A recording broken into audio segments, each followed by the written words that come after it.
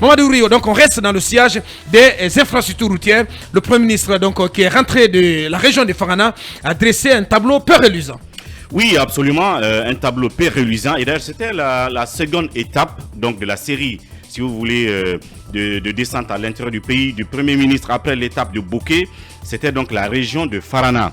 Et donc, il a décidé d'organiser une conférence un point de presse hier pour faire un compte-rendu de tout ça. Ouais. Vous vous rappellerez déjà que dans un premier temps, parce que la conférence devait porter effectivement et essentiellement sur cette tournée, les constats que le PM a fait à l'intérieur du pays. Ouais. Mais à juste titre, l'actualité politique a pris un peu le dessus parce qu'il s'est prononcé sur la conclusion donc, du sommet des chefs d'État de la CEDEAO. Brièvement, mais sa réponse si diplomatique et souple a pris le dessus pratiquement sur les informations qu'il a données sur les TP. Ouais. Mais voilà que nous y sommes et on va donc donner les informations qu'il a dû laisser en passant. Ouais. Et le Premier ministre, je vais le faire remarquer quand même parce que ce n'est pas tous les jours que ça se passe, que cela sorte de la bouche des commis de l'État. Il a commencé sa conférence de presse en rendant hommage quand même à la presse. Si vous me permettez la tautologie, en remerciant et félicitant les reporters correspondants et tous les médias dans les préfectures, sous-préfectures, les régions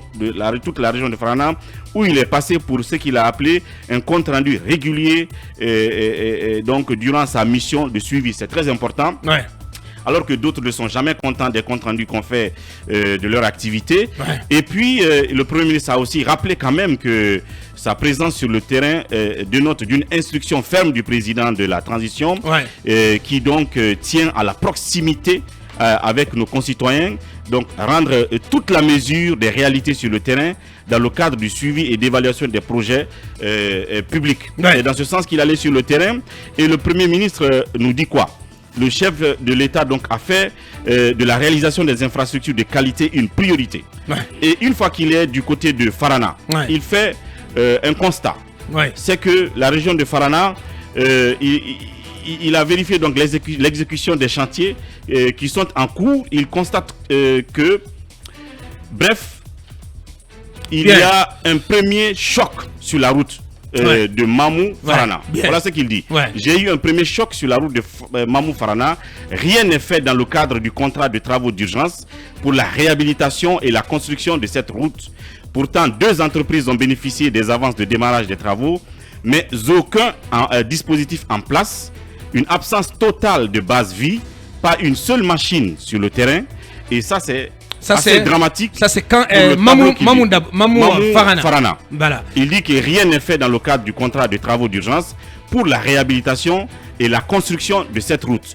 Pourtant, 2 entreprises ont bénéficié des avances de démarrage. Même si j'ai eu des informations aussi concernant rien que ce tronçon, comme quoi ce sont les entreprises elles-mêmes qui ont dû préfinancer les travaux. Bien. Et 6 mois après et en retard, elles ont bénéficié donc de ces travaux de démarrage et qu'elles sont en attente du contrôle du cabinet de contrôle jusque-là qui n'est pas allé sur le terrain. Ça, c'est rien que Mamou Farana. Maintenant, entre cette version et celle du PM, on verra ce qui l'emporte. Et le Premier ministre continue en disant que le projet d'exécution de l'hôpital régional d'extension de l'hôpital régional de Farana est arrêté depuis 5 mois par manque de financement. Et ce qui peut se comprendre. Ce qui est aussi écœurant, et selon ce qu'il dit, dans les projets de ce type à l'intérieur du pays, c'est que les autorités locales ne sont que des gouverneurs ou préfets, sous-préfets, ne sont au courant de rien. Les contrats sont attribués à des entreprises à Conakry. Elles font ce qu'elles veulent sans aucune tutelle sur place pour assurer un minimum de suivi de ces chantiers. Il continue. Vous pouvez m'arrêter quand vous voulez parce que la liste elle est très longue. À Dingré, par exemple, il dit « Je me suis rendu sur le chantier de réhabilitation d'une route de 63 km dans la commune rurale de Lansanaya de Ganyangali. Ganyangali. Donc pour une durée contractuelle de 7 mois, une avance de démarrage de 20% payée depuis plus d'1 an. Le niveau de réalisation des travaux sur le terrain est de 5%. Dommage. Donc pour une avance de démarrage de 20%, le niveau d'exécution est de 5%. Ça, c'est pour le cas de Dingraï. Il est à noter que les informations fournies par les entreprises qui sont parvenues à démarrer un projet ne concordent pas avec la réalité sur le terrain. C'est-à-dire que certains peuvent dire que nous sommes à 40% de réalisation. Si vous allez sur le terrain, vous trouvez qu'ils sont tout à le contraire. 5% de réalisation. Bien. Mais quelque part dans le compte rendu du Premier ministre, ils ont noté en gras quelque chose. Sur ce que vous venez de dire, il en veut pour preuve le cas de l'hôtel des finances publiques de Farana, qu'il qualifie d'exemple édifiant. Taux de réalisation physique et réel, 33%. Taux validé et consigné dans les documents de la mission de contrôle, 58%. Voilà. Et on vend du faux aux gens. Tenez-vous bien, le taux de décaissement est de 60%, il le rappelle. Mais quelque part dans son compte rendu, il note en gras une aberration totale. Et il dit ceci. À Kisidou, plusieurs chantiers connaissent un important retard. Le chantier de construction du TPI, donc du tribunal de première instance. Le chantier de l'église Saint-Louis de Kisidou, pour lequel nous avons accordé 3 mois à l'entrepreneur. Ce chantier de 17 semaines traîne depuis 2019. La cité Niger à Farana, un serpent de mer, selon ces mots, qui a besoin d'un avenant pour rendre le chantier. Et puis le projet de village durable à Banco est aussi dans la prolongation de 3 mois de contrat bien avant donc ma visite. C'est le Premier ministre qui parle. La notabilité de Kisidou m'a interpellé et espère une nouvelle dose de pose de pierre pour le projet de construction de la route Kisidou-Kankan attribué à Ebomaf. Un projet qui porte sur 194 km et lancé en juin 2014. Je crois qu'on en parlait hier. Je passe là-dessus. À Dabola, il dit qu'il a été interpellé sur la situation du barrage hydroélectrique de Tenkiso qui alimente les villes de Dabola, Dingra et Farana. Il s'est donc rendu compte que la retenue d'eau est remplie de sable et de boue et il faut la curer. Et je crois qu'il a dit qu'il a donné des instructions au ministre de l'énergie et de l'hydraulique et la SEG. Même si de passage il a griffé les sociétés qui sont utilisatrices de ce barrage, à savoir la SEG et EDG. On aura certainement la réponse du directeur de la SEG et celui de EDG sur ces sujets-là. Et puis Aboubacar, les leçons à tirer. À moins que vous ayez autre chose à très rapidement. Il dit les leçons à tirer sont les suivantes. C'est que les marchés sont attribués à des entreprises sans capacité financière. Les marchés ont été attribués à nos propres compatriotes sur des critères, mais là c'est grave, de militantisme politique. Très grave. Maintenant que les décaissements sont faits, seul un suivi rigoureux nous permettra de faire sortir sur du sol ces projets, a-t-il rajouté. Beaucoup d'autres choses. Merci Mamadouri. On est obligé donc de nous arrêter là, Mamadouri, pour marquer la pause pour nos obligations commerciales. Nous excusons déjà pour ces 2 minutes de débordement. On va y revenir pour continuer d'évoquer ce sujet, ce constat assez sombre dressé par le Premier ministre lors de sa visite dans la région de Farana sur l'état d'avancement des réalisations financées par l'État. On parlera aussi de la réaction du gouvernement justement suite aux sanctions et mises en garde de la CEDEAO. Tout ceci dans la deuxième partie de Mirador. On revient dans quelques minutes. Ouri, on reste sur ces constats dressés par le Premier ministre sur les travaux routiers, en tout cas les chantiers ouverts par le gouvernement, par l'administration publique dans la région de Farana. C'est un compte rendu qui est très dense. Nous manquons de temps. Je vais filer pour terminer. Mais toujours sur le tronçon Mamou Farana, il est à préciser, ça c'est des informations qui remontent sur le coup, que certainement le Premier ministre est passé donc la nuit, ce qui fait qu'il aurait constaté qu'il n'y a pas de, parce qu'il dit qu'il n'y a pas de base vie, pas de logistique et tout, mais il nous a remonté qu'il y a effectivement une base vie de ce côté et qu'il y a même eu... On a même reçu les images. Et qu'il y a même eu la visite du directeur national adjoint des routes nationales le 20 février 2023.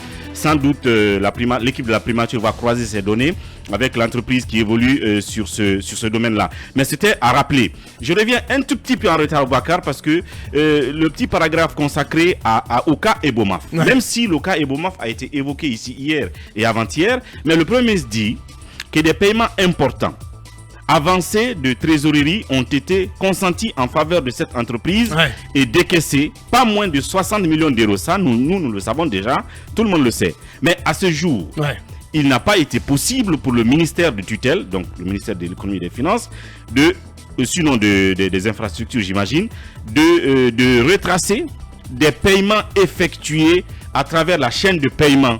C'est un peu ce qui m'intrigue. Le Premier ministre dit que le ministère n'est pas à même de retracer les paiements effectués à travers la chaîne de paiement.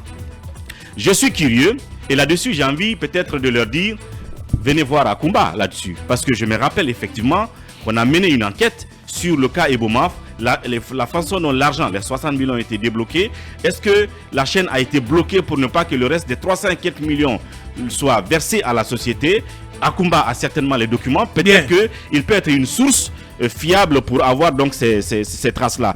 Je passe là-dessus. Et le Premier ministre n'a pas manqué de quand même évoquer les premières pierres et inaugurations qu'il a faites. C'est entre autres le commissariat central de Dabola. Je sais que ça fait plaisir. Ça fait plaisir à Alpha Moussaya Makadiabi. C'est quand même un commissariat moderne, très moderne.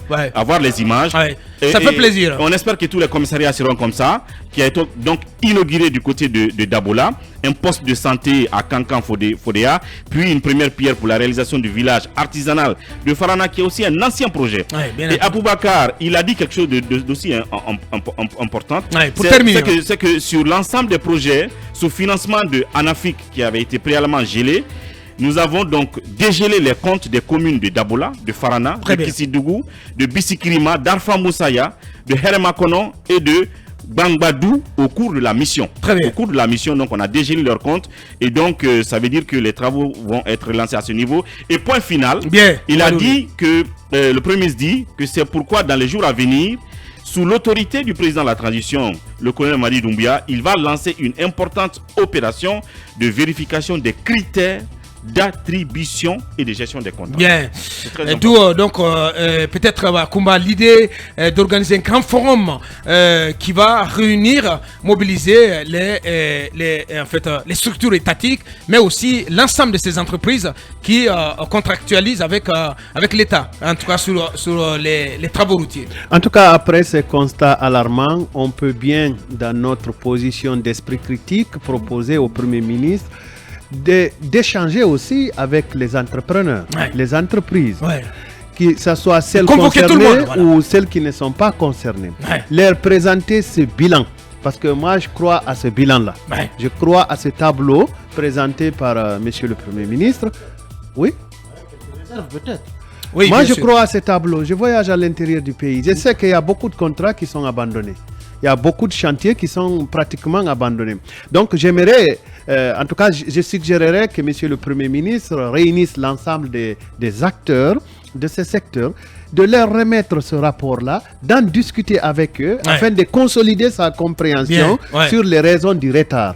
Moi, je pense mais aussi, surtout, afin de tirer les leçons, les leçons de tous les manquements pour éviter que ce genre de situation continue. C'est ce que j'appelle la consolidation de la compréhension. Merci. Allez, ce qu'on pouvait dire sur ces constats assez alarmants dressés par le Premier ministre à l'issue de sa tournée dans la région de Farana.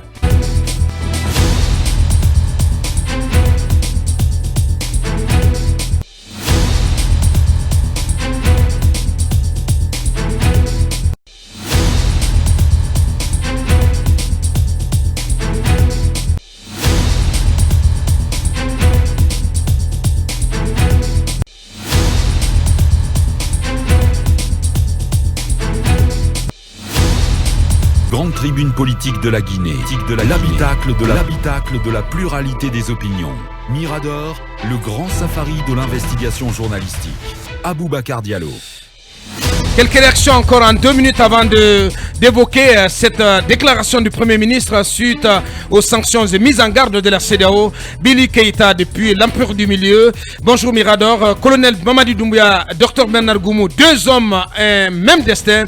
Ces grandes missions pour écrire une page glorieuse de l'histoire de la Guinée. Le PM visite ce chantier, visite des chantiers à l'intérieur du pays, se passe à merveilleux. Ce n'est pas comme celle de mon sacré Charlisso. Le hasard de l'histoire a fait croiser 2 hommes au parcours presque antinomique. Le premier, à savoir Mamadi Doumbouya, est officier colonel de l'armée, et le second, Dr Bernard Goumou, est un vétéran de la scène managériale et politique. Allez, cet autre, l'homme de vérité, qui s'exprime également. Bonjour Aboubakar, hier j'ai suivi le discours du colonel au symposium. Pour moi, quelle que soit la beauté du discours de ce colonel, il va jamais m'impressionner, à plus forte raison me convaincre. J'attends de voir les actes sur le terrain et surtout la fin de la transition pour que je sois convaincu. C'est c'est l'homme de vérité qui s'exprime ainsi. Allez, on y va avec Djambouréa aussi, qui est à l'écoute depuis Bambeto. Bonjour mon cher ami Abouakar, commandant du régiment de la presse guinéenne. Je salue toute l'équipe et mon grand frère personnel, M. Ibrahima Souri Lincoln Souma, journaliste du bas peuple et journaliste patriote. Que Dieu bénisse notre radio Film FM. Merci beaucoup à toi également, cher ami. Général Bailo, qui est à l'écoute, qui dit ceci également. Permettez-moi de dire bonjour au coordinateur national du FNDC, Oumar Silla Fonike Mengue, Ibrahima Diallo et Bill Loba, tous prisonniers personnels de Charles White et son patron Mamadi Doumbouya Abouakar. Les tueries plutôt dans les manifestations, le maintien prolongé, injuste et injustifiable des camarades Fonike et compagnie en prison constitue une violation flagrante des droits humains qui ne resteront pas impunis. Il a suffi juste que Dansa Kourouma soit originaire de Farana pour voir celui qui s'est battu contre le troisième mandat au prix de son sang en prison et dans sa lutte président du CNT. Le sacrifice est déjà énorme pour renoncer. Le bilan humain est trop lourd pour abandonner ce combat. Nous irons jusqu'au bout et quel que soit le prix.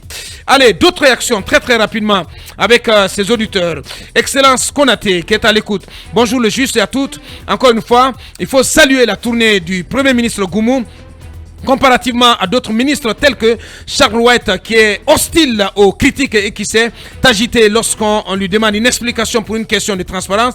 Je termine en félicitant mon frère Mamadou Ouri Diallo pour cette brillante analyse sur la tournée du PM. Allez, deux dernières réactions avant de continuer.